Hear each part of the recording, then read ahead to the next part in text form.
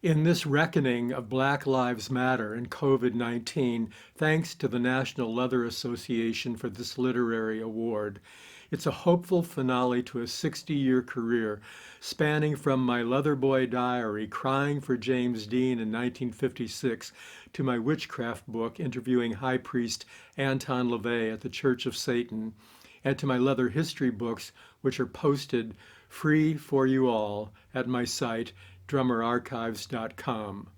I applaud the NLA on your 34th anniversary. You're the only group that honors leather literature as art. So cheers to the committee for all the years of support. Sir John Doane, Lady Gina, Vince Andrews, Brian, Boy David, Girl Elena Munster, Joseph Antico, Robert Helms, and Candy Ann Terra. Thanks also to my dear husband of 41 years, Mark Hemry, who makes life and achievement possible. And big thanks to all you leather Zoomers tuning in to this short hello and goodbye, which may be the last public thing I, at age 81, will ever do. Andy Warhol said all of us will be famous for 15 minutes, so may I share my quick 15 with you? Erotic writing begins with one stroke of the pen and ends with many strokes of the penis. Books are clones of the author. So Sir John asked me to share my eyewitness journey inside Drummer, which is very cool because in 20,000 pages, Drummer contains the autobiography of all of us, the origin story of you, me, and how we leatherfolk came to be. Perhaps, like me, you love the smell of old magazines as much as we all love the smell of new leather. 43 years ago, from 1977 to 1980, I was privileged to be the founding San Francisco editor-in-chief of Drummer, which had fled Los Angeles after the brutal LAPD arrested 42 Drummer staff and subscribers at our charity slave auction. In San Francisco, I'll never forget the day local cops barged into my Drummer office just to brutalize us. They thought we were subversive. They were right. Drummer was helping create the very leather culture of sexual resistance we reported on. The cops hassled us because in Drummer 20, January 1978, 10 months before ex-cop Dan White shot Harvey Milk in November, I had written a political editorial warning leatherfolk about the rise of sadistic government fascism in America. Drummer was the first draft of leather history. Drummer portrayed our desires to organize our thoughts to inform our practices. In the very first issues, our founding Los Angeles editor, Jeannie Barney, honored black men and gender-bending cycle sluts in words and photos. Leather historian Viola Johnson, founder of the Carter Johnson Leather Library and a champion of Black Lives Matter, wrote about Drummer's early impact during the late 70s when I happened to be the editor. She said, "I knew the date and the time when Drummer would hit the newsstand. One night, a group of us women went out to eat, and one of the dominants at the table asked if someone would loan her their Drummer. Within a few minutes, all the women at the table, dominant and submissive, were talking about Drummer and what they liked to read in the magazine. It didn't matter that Drummer was a gay man's magazine. We read it, learned from it, and enjoyed it." Drummer was never separatist.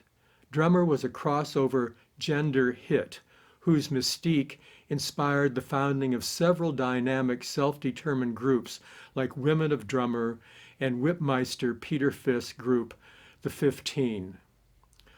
All in all, 36 of the 214 Drummer issues were edited by two women, the first editor, Jeannie Barney, and the last, Wiki Stamps.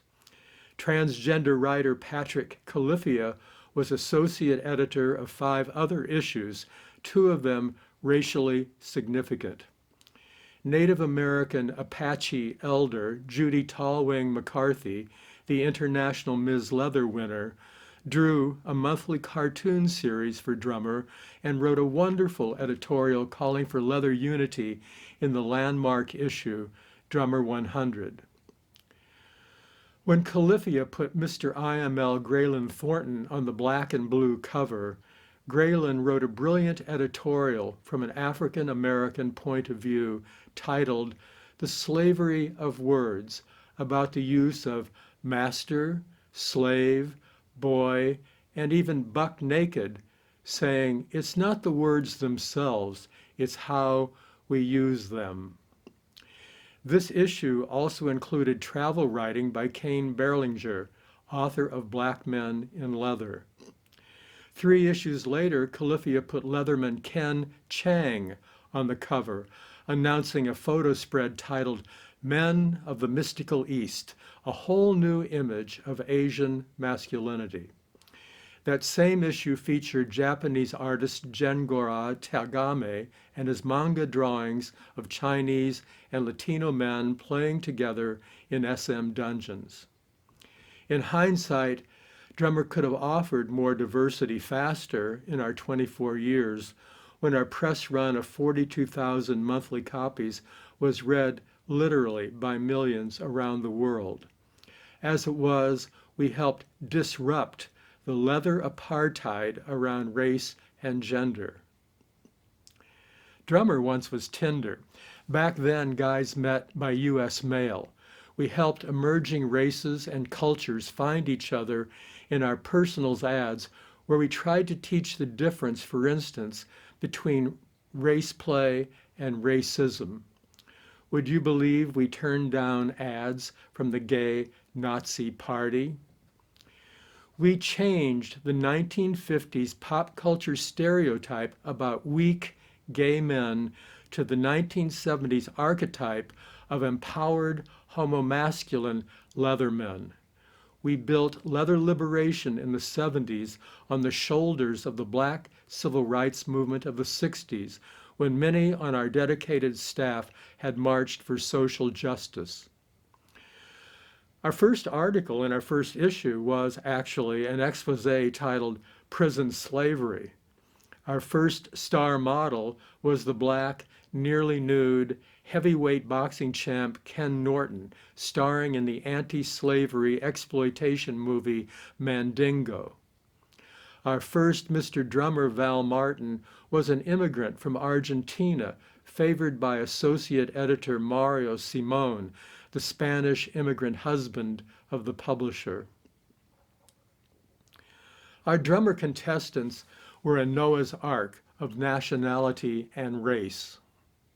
As Drummer made us leatherfolk visible, I was able to break male apartheid and introduce women into Drummer in 1979 when I wrote a feature article profiling the pansexual Cynthia Slater, founder of the Society of Janus.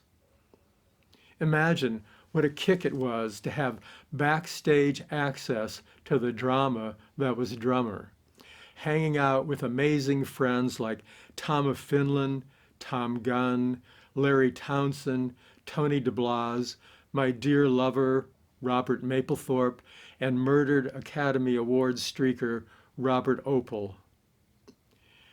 My longtime friend, the leather author Sam Stewart, an intimate of Gertrude Stein's salon, dubbed us all the Drummer Salon. In 1989, Drummer publisher Tony DeBlas created the Leather Pride Flag and asked me to write the first leather history column for the Leather Archives and Museum. We titled it Rear View Mirror for fear that the AIDS virus would wipe out our history. COVID is not our first viral rodeo.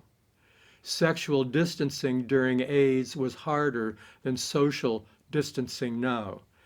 Keep safe as you are at this moment, or become part of the COVID experiment. Find peace in this. Fear lasts only so long, but hope never dies.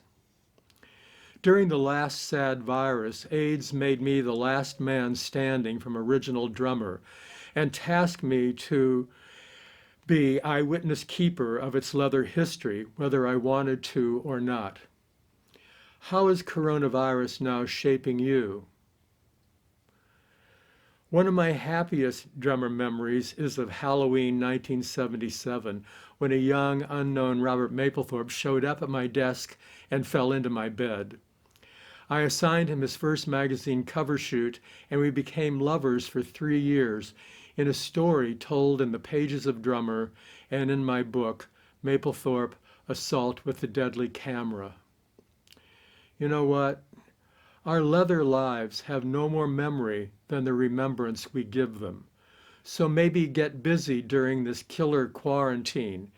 Read books, maybe mine posted free. Read Mid-Atlantic leather champion Tony Solen's just published new book, Women in Leather, Shaping Our Own Identity. Read exciting texts like Tennessee Williams' Desire and the Black Masseur, a tale of sadomasochism and race that is one of the best American short stories ever written. Something's coming. Feel it? With Stonewall, gay character changed. With AIDS, leather character changed. With COVID-19 and Black Lives Matter, leather character is changing again. I wish you this. If you are 30 years old, may you be alive and kicking in 49 years when Stonewall turns 100 in 2069.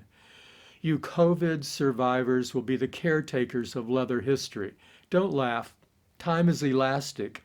I was alive when Hitler invaded Poland and the polio virus was the plague du jour. You want to be leather? Discipline yourself. Keep a journal of your words and photos, even if you do it daily on Facebook. You will save your generation of community history. Your personal memoirs will be a comfort to you in your own old age of lifetime achievement. Virginia Woolf said, write 3 pages a day. One request. Please don't label any generation previous to yours as old guard.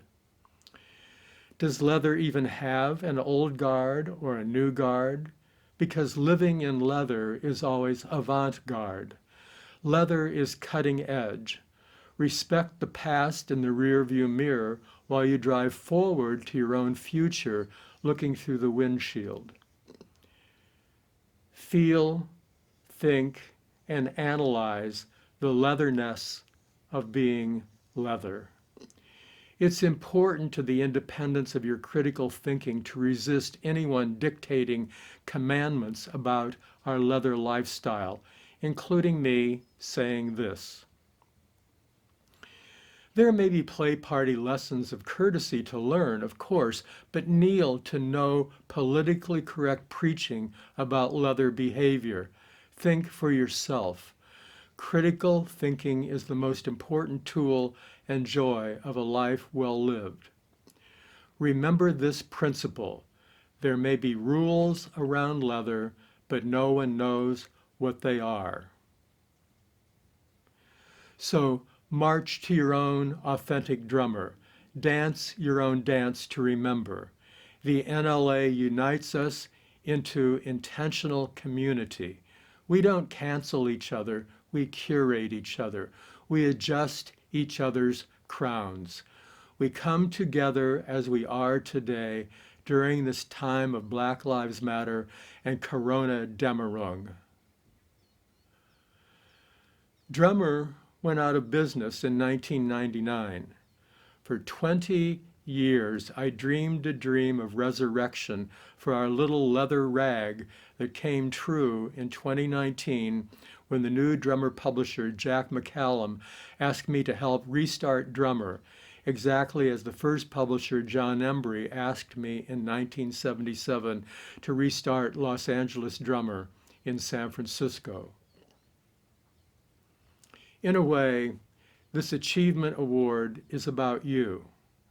The NLA intends its wonderful honor for the lucky person who receives it, but in reality, the real purpose of this NLA award is a text message to inspire you to lead your own lifetime of leather achievement. Thank you all so much. The first line of my leather novel, Some Dance to Remember, is, "In the end, he could not deny his human heart." This grateful human heart of mine wishes you all the best health, safety, and creativity now and forever. This Black Lives and COVID crisis is dark and deep, and we have miles to go before we sleep. So hello and goodbye again. Thank you for this dance to remember. Come visit drummerarchives.com.